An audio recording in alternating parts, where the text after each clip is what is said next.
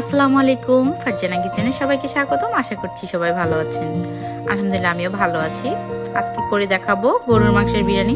ঝটপট রান্না শুরু করে দিয়ে একটা প্যান বসিয়ে দিয়েছি। প্যানের মধ্যে কিছুটা তেল, এর মধ্যে দারচিনি, এলাচ, লং, তেজপাতা দিয়ে ভালোভাবে নেড়ে চেড়ে নিব। তো নাড়াচাড়া হয়ে গেলে এর মধ্যে আমি এখন পেঁয়াজ কুচি দিয়ে দিব।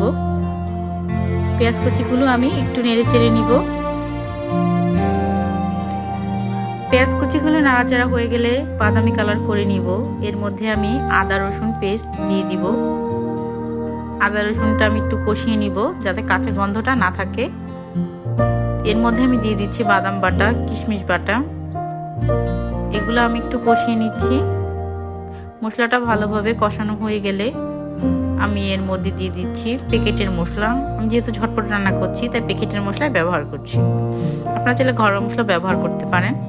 তো এটা দিয়ে আমি কিছুক্ষণ কষিয়ে নিয়ে এর মধ্যে আমি একটু পানি দিয়ে দিলাম। পানিটা দিয়ে একটু নেড়ে চেড়ে নিচ্ছি। এর মধ্যে আমি স্বাদ মতো লবণ, ধনিয়া গুঁড়া, জিরা গুঁড়া, গরম মশলা গুঁড়া এগুলো দিয়ে আমি ভালোভাবে নেড়ে চেড়ে মাংসটা দিয়ে দিচ্ছি। মাংসটা দিয়ে আমি ভালোভাবে কষিয়ে নেব। এই মাংসটা আপনার যত ভালোভাবে কষিয়ে নেবেন বিরিয়ানির টেস্ট ততটাই ভালো আসবে।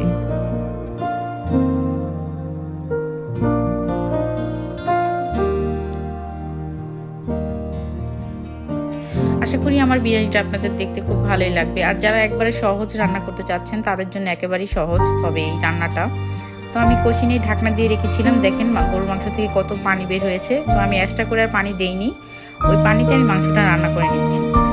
তো আমার মাংসটা রান্না করার পরে আমি এখানে ক্লিপ নিতে ভুলে গিয়েছিলাম। তো সেই জন্য মাংসটা আলাদাভাবে একটা বাটিতে তুলে নিয়েছিলাম। তো ওই মাংসের যেই ঝোলটা ছিল সেটার মধ্যেই চালটা কষিয়ে নিয়ে এখানে আমি ভালোভাবে তারপরে পানি দিয়ে দিচ্ছি। পানির মধ্যে দুধ দিয়ে দিলাম, গুঁড়ো দুধ। আপনারা চাইলে লিকুইড দুধও ব্যবহার করতে পারেন।